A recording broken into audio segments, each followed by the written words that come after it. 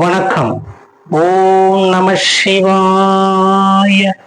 ஓம் சிவாய விஷ்ணு ரூபாய விஷ்ணுவே சிவரூபிணே நமஸ்தே சிவ விஷ்ணு ரூபாய நமஸ்தே சர்வரூபிணே. வணக்கம். நான் உங்கள் ஜோதிடர் சசிகுமரன். இந்த நாளில் யூடியூப் மூலமா உங்களை சந்திக்கிறதுல ரொம்ப பெரும் மகிழ்ச்சி அடைகிறேன். கடந்த வீடியோக்கள்ல நாம பாவகங்களை பத்தி பார்த்தோம், பாவகங்கள் பத்தி பார்த்தோம், கிரகங்களினுடைய தன்மைகளை பத்தி பார்த்தோம், நட்சத்திரத்தை பத்தி பார்த்தோம். இப்போ அதை விரிவா நம்ம ஒவ்வொரு வீடியோக்களையும் நம்ம அதை பார்க்கலாம். அப்போ இப்போ பாத்தீங்கன்னாக்கா நம்ம இந்த பாவங்களுடைய தன்மையை நம்ம தெரிஞ்சுக்கணும் ஃபர்ஸ்ட். அதுக்கப்புறம் கிரகங்களுடைய தன்மை, அதுக்கப்புறம் நட்சத்திர தன்மை, இந்த மூன்றையும் நம்ம தெரிஞ்சுக்கிட்டோம்னா மற்ற விஷயங்கள் ஈஸியா நம்ம கேப்சர் பண்ணிக்கலாம். அதாவது இப்ப நம்ம நேற்று பார்த்தோம்னா கடந்த வீடியோவில் செவ்வாய் தோஷத்தை பத்தி நம்ம பார்த்தோம். செவ்வாய் தோஷம் எந்த மாதிரியான தாக்கத்தை அது கொடுக்குது, அப்போ அந்த தாக்கத்தை கொடுக்கும்போது அதுக்கு தகுந்த மாதிரியான ஜாதக இணைப்பு நம்ம இணைச்சுக்கிறோம்னு சொல்லி சொன்னோம்.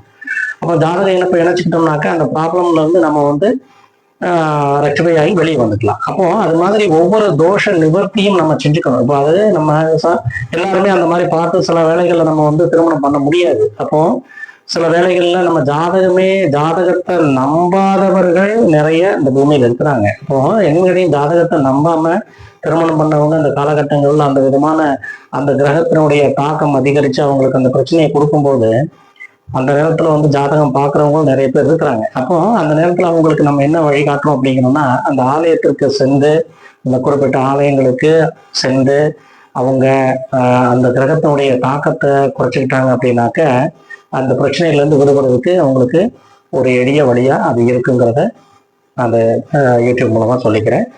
ரெண்டாவது, இப்போ நம்ம இன்னைக்கு என்ன பார்க்க போறோம் அப்படின்னு கேட்டீங்கன்னாக்க, ஒரு ஜாதகத்துல 8ஆம் இடம் சொல்லக்கூடிய பெண்களுக்கு 8ஆம் இடம் சொல்லக்கூடிய மாங்கல்ய ஸ்தானம், அதாவது காலபுருஷ தத்துவத்துல 8ஆம் இடம் சொல்லக்கூடிய மாங்கல்ய ஸ்தானம்.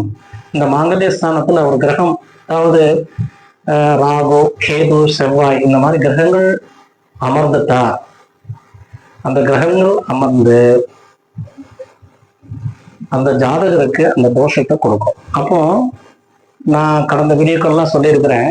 ஒவ்வொரு வீடியோக்களும் எப்படின்னு பார்த்தீங்கன்னாக்க, சுபர் பாபர் இருக்கிறாங்க, சுபகிரகங்கள் இருக்குங்க, பாவ கிரகங்கள் இருக்குது. அப்போ ஒவ்வொருடைய பார்வை அந்த கிரகத்தின் மீது படும்போது அந்த கிரகத்தின் மீது பார்வை, உச்ச பார்வை, நீச்ச பார்வை அப்படின்னு சொல்லி ஜாதகத்துல இருக்கு, ஜோதிடத்துல இருக்கு. அப்போ அதை நம்ம தெரிஞ்சுக்கிட்டோம்னாக்க அதை நம்ம அந்த பார்வை எப்படி இருக்கு அப்படிங்கிறத பத்தி நம்ம தெரிஞ்சுக்கலாம். இப்போ அதை பத்தின பழைய கிரந்தங்கள்ல எல்லாம் நிறைய எழுதி வச்சிருக்காங்க. எப்படி எழுதியிருக்காங்கன்னாக்க, இந்த கிரகம் எந்த மாதிரியான தாக்கங்களை அந்த ஜாதகருக்கு கொடுக்கும் அப்படிங்கிறத சொல்லி வச்சிருக்காங்க. இதனால பெற்றோர்கள் என்ன பண்ணணும் அப்படின்னாக்க, ஒரு ஜாதகத்தை நம்ம இப்போ மனமுடிக்க போகும்போது அந்த பெண்ணுடைய ஜாதகம் அந்த 8ஆம் இடத்துல அந்த கோள்கள் அமர்ந்திருந்தா அந்த ஜாதகம் பையனுடைய ஜாதகத்துக்கு பொருந்துமா அப்படிங்கிறதையெல்லாம் வச்சு பொருத்தி பார்த்து தான் திருமணம் செஞ்சுக்கணும். அப்படி திருமணம் செய்யாம பெண்ணுக்கு அந்த காலகட்டங்கள், அந்த தசா புத்தி காலங்கள் நடக்கும்போது அந்த விளைவுகளை அதை ஏற்படுத்திடும். அப்போ பொதுவாக பார்த்தீங்கன்னா மாங்கல்யஸ்தானம் சொல்லக்கூடிய இந்த 8ஆம் இடத்துல செவ்வாய், ராகு, கேது போன்ற கிரகங்கள் அமர்ந்துட்டால் அந்த தோஷத்தை கொடுத்துரும். இப்ப சனி அமர்ந்துட்டு அந்த தோஷத்தை கொடுக்காது. ஏன்னா சனி 8ஆம் இடத்து ஆயுள்காரகன் சொல்றதுனால 8ஆம் இடத்துல சனி அமர்ந்தா அந்த பிரச்சனைகளை தராது. இது ஜோதிடத்தினுடைய விதி. அப்போ நாம அந்த பார்க்கக்கூடிய ஒரு வரன் பார்க்க போகும்போது அந்த வரன் அந்த பெண்ணுக்கு இந்த மாப்பிள்ளையுடைய ஹாரஸ்கோப் பொருத்தம் இருக்குதா அப்படிங்கிறத நம்ம தெளிவா அதுல நம்ம தெரிஞ்சுக்கணும். அப்போ இந்த மாங்கல்யம் ஸ்தானம் சொல்லக்கூடியது ரொம்ப முக்கியமான ஸ்தானம். அப்போ சப்போஸ் அந்த மாங்கல்ய தோஷம் இருக்குது, தெரியாம திருமணம் பண்ணியாச்சு அப்படின்னாக்க நம்ம என்ன பண்றது? அதுதான் இங்க கொஸ்டின். அப்போ நாம என்ன பண்ணலாம் அப்படின்னா, ஏழை பெண்களுக்கு தாலி வாங்கி நாம மாங்கல்யம் வாங்கி கொடுக்கலாம்.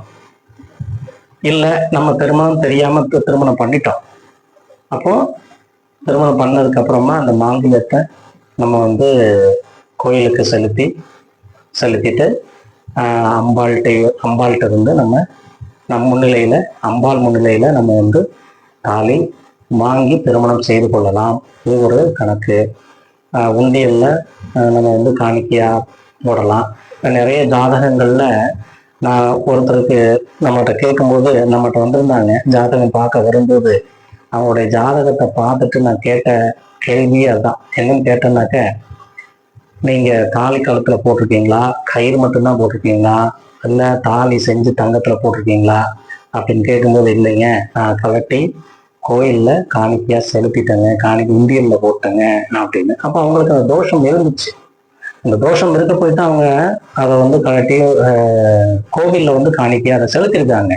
அப்ப அந்த மாதிரியாக செலுத்தும் போது கூட அந்த தோஷம் வந்து நிவர்த்தி ஆகுது. இதனாலதான் நான் என்ன சொல்றேன்னாக்க, இந்த 8ஆம் இடம் மாங்கல்ய ஸ்தானம் சொல்லக்கூடிய இடத்துல அந்த கிரகங்கள் அமர்ந்திருக்கும் போது அந்த விதமான தாக்கத்தை அவங்களுக்கு ஏற்படுத்து. அந்த மங்கல்ய தோஷத்தை வந்து அவங்களுக்கு ஏற்படுத்துறது. இதற்கு தான் பரிகாரங்கள் நிறைய சொல்லி வச்சிருக்காங்க. அதை நல்ல ஜோதிடரை பார்த்து அணுகி அந்த விஷயங்கள் எல்லாம் செய்து ஒரு வரன் பார்க்கும்போது இதையெல்லாம் நம்ம பார்த்து பெண்களுக்கும் ஆண்களுக்கும் வரன் பார்க்கும்போது இதெல்லாம் பார்த்து மேட்ச் பண்ணி திருமணம் பண்ணோம்னா அந்த திருமணம் நல்லதாக அமையும். எத்தனையோ திருமணங்கள் வந்து பார்த்து செய்து வச்ச திருமணங்கள் எத்தனையோ பிரச்சனைகள் இருக்கு. அதைத்தான் நான் என்ன சொன்னேன்னாக்க, இது நம்ம எதுவுமே ஆய்வகத்துல வைத்து நம்ம செய்து காண்பிக்கக்கூடிய விஷயம் அல்ல ஜோதிடம். அப்போ நாம பார்க்கும்போது எந்த மாதிரியான விஷயங்கள் இருக்கும், அந்த அந்த அந்த கோள்கள் எந்த மாதிரியான பிரச்சனைகளை கொடுக்குங்கிறதெல்லாம் தெரிஞ்சு நாம ஒரு ஜாதகத்தை அதில் இணைச்சு கொடுத்தோம்னா ரொம்ப நல்லது என்பதை இந்த யூடியூப் மூலமாக தெரிஞ்சுக்கிறேன். வீடியோ சப்ஸ்கிரைப் பண்ணாதவங்க சப்ஸ்கிரைப் பண்ணுங்க, லைக் பண்ணாதவங்க லைக் பண்ணுங்க, கமெண்ட் பண்ணாதவங்க நல்ல வரவேற்க தகுந்த கமெண்ட்களை பண்ணுங்க. நன்றி, வணக்கம். நான் உங்கள் ஜோதிடர் சசிகுமாரன். வாழ்க வளமுடன்.